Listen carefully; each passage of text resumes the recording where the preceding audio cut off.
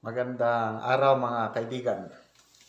Pag-usapan natin ngayon ang nakakabahalang pahayag ni Congressman Bienvenido Abante, ang Committee Chairman ng Committee on Human Rights sa Kamara, tungkol kay PRRD, yung decision niya na hindi mag-attend sa hearing sa drug war. Meron pa tayong stock ng dark chocolate, kaya pwede pa kayong mag-order. Itong number lang ang tawagan nyo, 0916-9000-997. Limited po ang stock, kaya first come, first serve basis. Sa first week of July ang delivery. Okay, so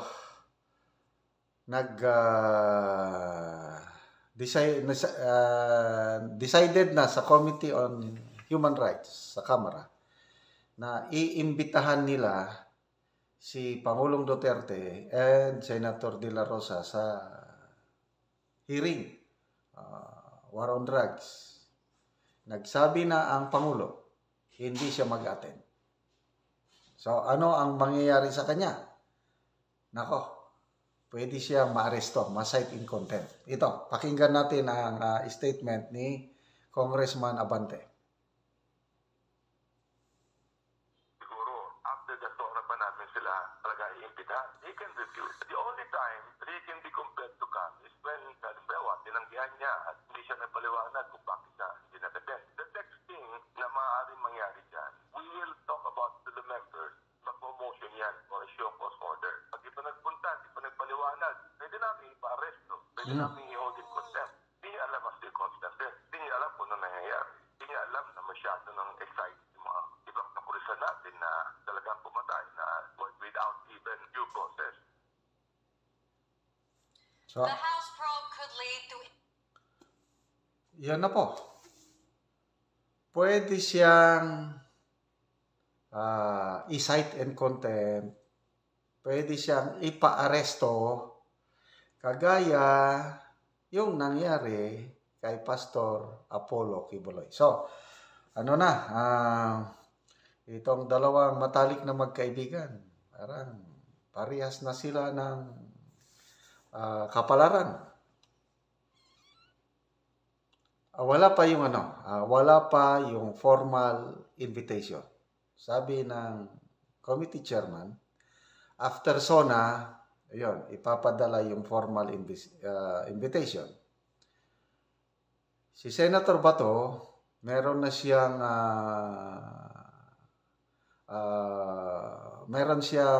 inter-chamber courtesy. Hindi siya payagan ni Senator Escudero na mag-attend. Kasi baka maging president na in the succeeding months to come, basta-basta na lang ipatawag ng mga congressman ang mga senador. So, hindi pwede yun. Hindi pa nangyari na ang isang chamber nagpatawag ng lawmaker sa kapwa nila chamber at wala pa akong yun. So, hindi mag-a-attend si Senator Bato dahil meron yung inter-chamber courtesy. Si PRRD, civilian na siya ngayon. Civilian na siya. Wala na siyang immunity na tinatawag. At pwede, pag nag-decide ang committee na i-cite in contempt, kagaya kay Pastor Quiboloy, hindi pa rin mag-attend, nako, arrest order na yan. Nako, ano kaya ang mangyayari? Kung mag-attend naman siya, ano bang mangyayari sa kanya kung mag-attend siya? Baka mapahiya lang. Kasi nandun yung mga makabayan black Siguradong pahihiyain siya doon ni Castro, Brosas, Manuel. Kasi ang nag-move na imbitan siya, itong si Castro. Pumayag naman ang committee members. So, hindi siya mag-attend. Tama. Alam ko na yung takbo ng utak ng Pangulo. Matanda na ako, sabi niya. Ayokong mag-attend yan. Kasi ang dami namang hearing na ginawa nung nakaupo pa si PRRD. Dami nang tinawag ng mga pulis tungkol niya. Sinasabi ng Pangulo, dating Pangulo, na he is willing to face anybody in any court of justice in the country. Kasi yung ICC, wala kayong pakialam. Court of Justice, ibig sabihin, mag-file ng kaso. Ayun, harapin niya, kagaya nun, si Congresswoman Castro. Nag-file ng kaso against kay PRRD sa piskalya, yung grave threat. Anong nangyari? Na-dismiss. Sinagot niya yun. Hinarap niya. So, ito yung nakikita kong takbo ng utak ni PRRD. Kung may kasalanan ako, bring it on. Sampahan nyo ng kaso. Hindi, kasi ito, in aid of what? Legislation or in aid of persecution, in aid of election, something like that. Papahiyain lang nila si PRRD, kaya talagang patigasan ng ano ito. Patigasan ng ihi o patigasan ng ulo. Tingnan natin. May mag-attend. Cite in contempt. Arrest. Nako. Pag nandyan na yung arrest, warrant, anong next option ni PRRD? Magtago o voluntaryo na magpa-aresto? Ang hirap naman ang kalagayan. Dating presidente, tapos yan na ngayon ang ano. So, kawawa ang dating Pangulo. Matutulad siya sa kanyang kaibigan. Kung magpakulong naman siya, mahihirapan lang siya, kailang pabor sa kanila. Kasi alam niyo naman yung ugaling Pilipino, yung underdog mentality. Kung sino ang kinakawawa, doon pupunta ang simpatya ng taong bayan. Kaya baka ganon ang style ni PRRD na, sige, ikulong niya ko. Ikulong nila sa kamara. Nako, ang hirap atang makulong doon. Sabi ni Agent Morales, Senado pala ito Senado, napakaliit daw yung kulungan niya. Parang 4x4. Parang talagang maliit lang na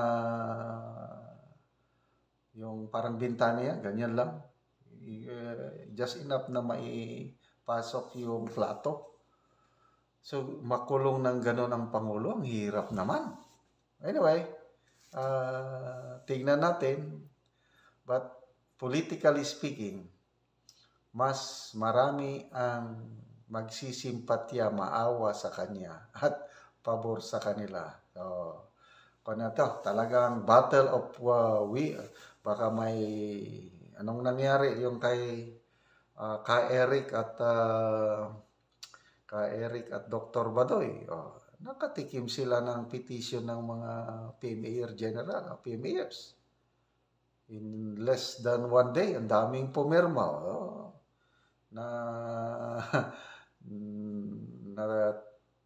Nataranta ang mga congressman. Release ka agad. So, dito kay PRRD, I don't know what will happen. But ito, parte na ito ng politika. There are no permanent. Ito, maalala ko si Congressman Abante. Nung una, ayaw niya yung ICC.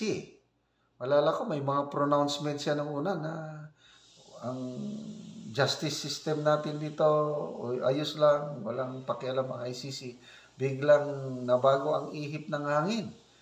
Isa siya nag-file ng resolution na kung pwede i-reconsider ng PBBM admin ang stand niya na kung pwede papasukin ang ICC na mag-investigate. So, ito, pro-ICC itong grupo ni Congressman Abante. Kaya galit sila sa war on drugs ni PRRD.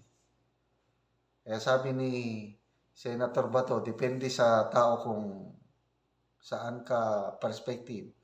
Anong bakuran ka. Kung bakuran ka, nagalit ka on war on drugs, talagang gustong-gusto mong maituloy ang hearing na ito.